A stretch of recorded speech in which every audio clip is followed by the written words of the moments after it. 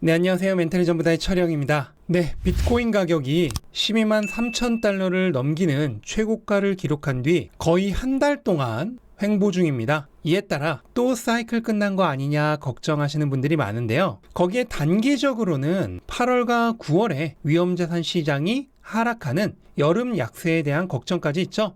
그런데 계속 말씀드리지만 올해에도 8, 9월의 약세는 충분히 발생할 가능성이 있습니다. 하지만 늘 발생하는 건 아닌데요. 특히 반감기 다음해의 3분기는 지금까지 항상 좋았습니다. 그리고 올해가 바로 그 반감기 다음의 3분기죠. 따라서 여름 약세에 대해 지나치게 경계할 필요까지는 없습니다. 그저 다른 분기보다 성적이 안 좋은 사고 다발 구간 정도라 생각을 하고 너무 위험한 포지션을 잡지 않으면서 조심조심 지나가면 되는 것이죠. 사실 지난주부터 이번 주까지 참 많은 이슈들이 있었습니다. 이것들이 대부분 단기적으로는 악재로 작용을 했는데요. PC 물가가 오르면서 관세로 인한 물가 상승을 걱정하는 목소리가 커졌고 FOMC에서 파월은 매파적인 발언을 하며 분위기를 흐렸습니다. 트럼프는 관세 협상이 이뤄지지 않은 국가들에게 징벌성 관세를 매겼고 반도체 100% 관세를 부과하며 불확실성을 키웠죠.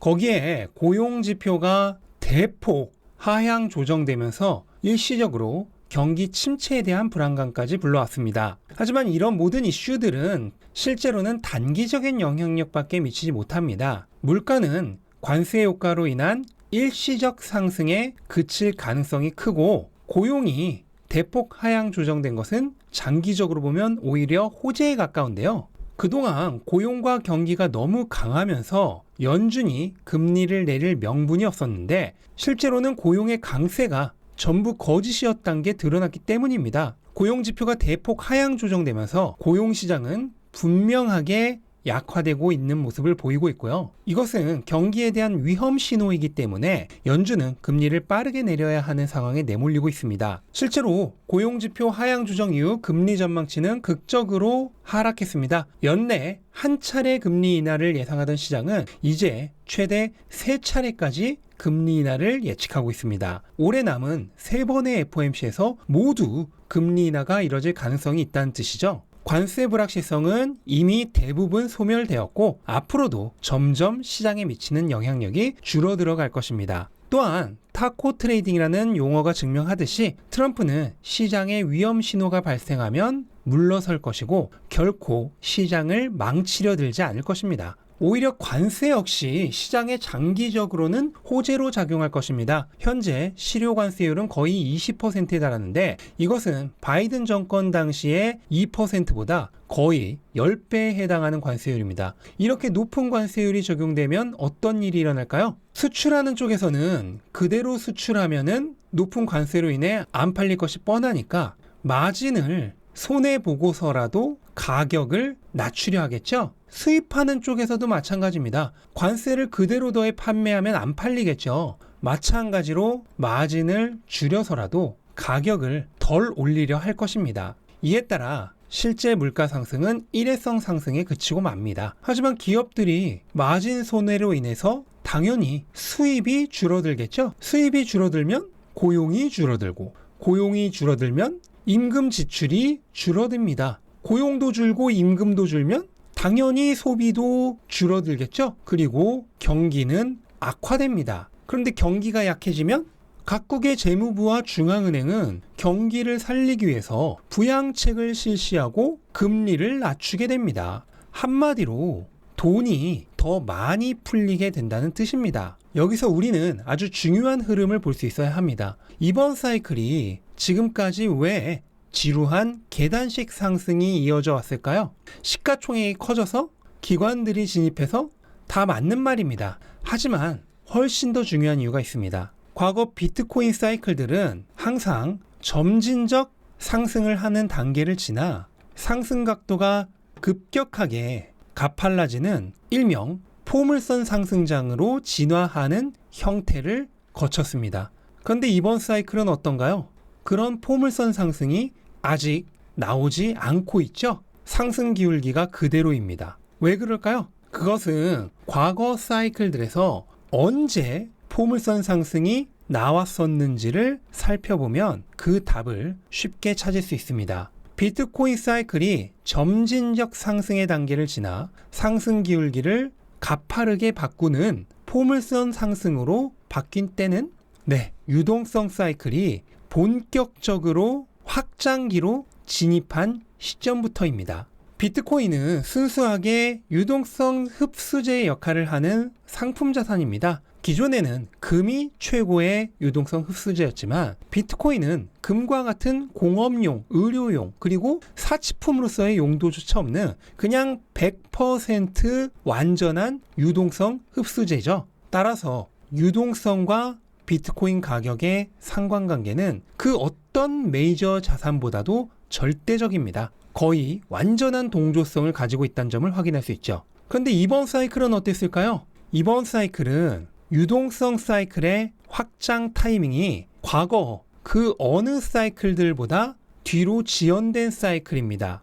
이유가 간단하죠. 미국이 너무 강한 경기와 고용으로 금리 인하가 계속 지연되어 왔기 때문입니다. 올해도 8월인 현재까지 아직 한 번도 금리 인하를 하지 않았죠. 이렇게 유동성의 확장 사이클로 들어가는 타이밍이 과거 사이클들보다 훨씬 길었다는 점이 이번 사이클에서 아직 포물선 상승이 일어나지 않은 가장 결정적인 이유입니다. 그런데 제가 앞에서 뭐라고 설명드렸죠? 미국의 강한 고용이 신기루로 드러났습니다. 대폭 하향 조정됐죠?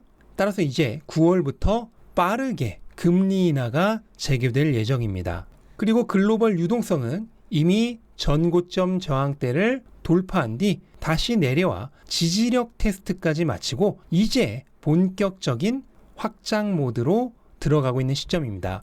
과거 유동성 확장 사이클들에서도 대략 이 시기부터 최소 1년에서 많게는 2년까지 유동성이 확장 사이클로 들어갔습니다. 그렇다면 지금부터 대략 평균적으로 1년 반 정도는 유동성이 확장 모드로 들어간다는 뜻입니다. 그런데 앞에서 설명드렸듯 높은 관세로 인해서 글로벌 기업들의 실적이 줄어들고 이를 살리기 위해 전 세계 국가들이 유동성을 더 확장시켜야 되겠죠?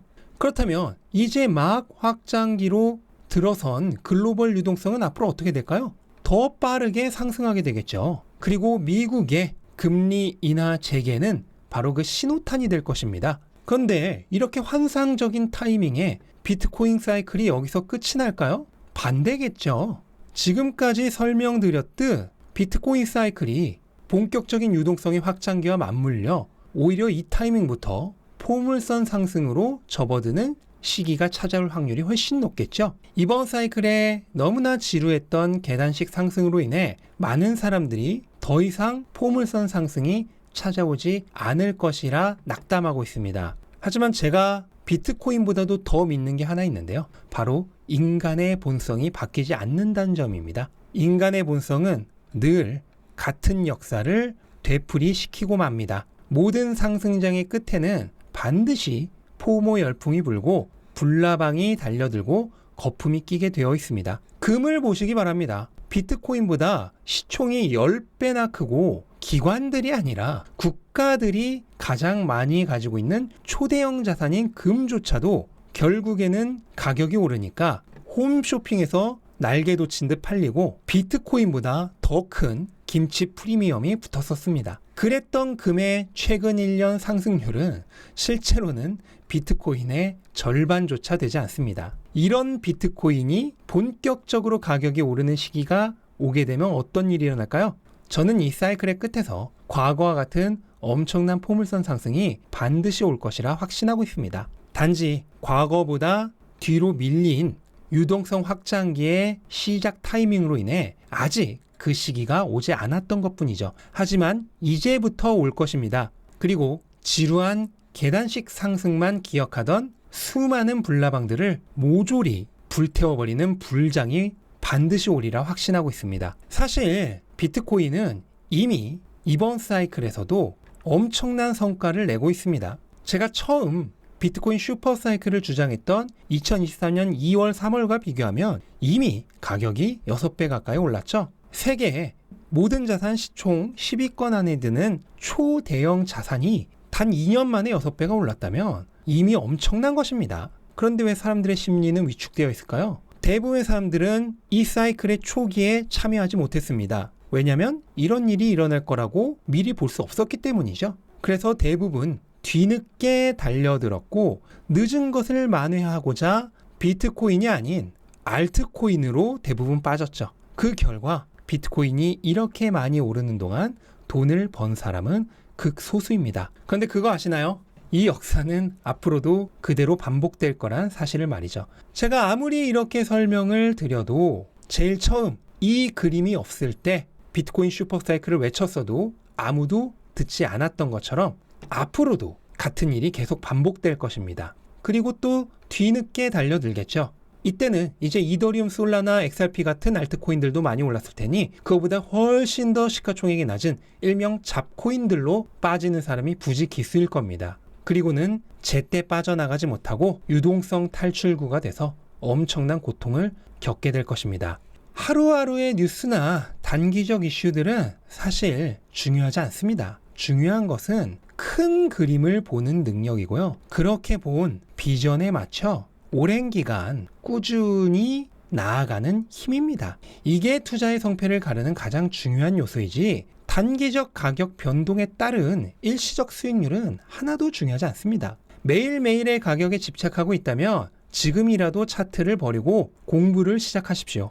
비트코인이라고 하는 자산의 가치에 대해 이해하고 사이클이 발생하는 원인과 구조, 그리고 시장의 큰 방향을 좌우하는 것이 경제의 흐름. 이렇게 높은 비전을 볼 수 있는 사람은 단기적 가격 변동에 멘탈이 흔들리지 않고 장기적으로 반드시 큰 성공을 거두게 되어 있습니다. 그저 시간의 문제일 뿐이죠. 앞으로 남은 이 사이클의 후반부에 큰 로드맵을 그려보실 분들에게 이번에 출간된 비트코인 슈퍼사이클 2026을 한번 읽어보시길 권해드립니다. 비트코인 가격이 아직 2천만 원대이던 때 지금과 같은 이 어떤 그림도 그려져 있지 않은 상황에서 처음 비트코인 슈퍼사이클을 외쳤듯 이제부터 이 사이클의 끝까지 아직 어떤 그림도 그려져 있지 않지만 그 엔딩을 미리 보기 할 수 있는 그림을 보여드리겠습니다. 물론 미래를 정확하게 예측할 수는 없겠죠. 우리가 내비를 찍었다고 해서 가는 길에 무슨 일이 일어날지까지 미리 알 수 없는 것과 마찬가지입니다. 하지만 목적지를 향하는 지도를 가지고 있는 사람과 어딘지도 모르고 가는 사람의 차이는 극명히 갈리겠죠. 남은 이 사이클의 후반부에서 심리적으로 흔들리지 않으며 최대한의 성과를 내고 싶으신 분들이라면 그 지도를 미리 한번 봐두는 게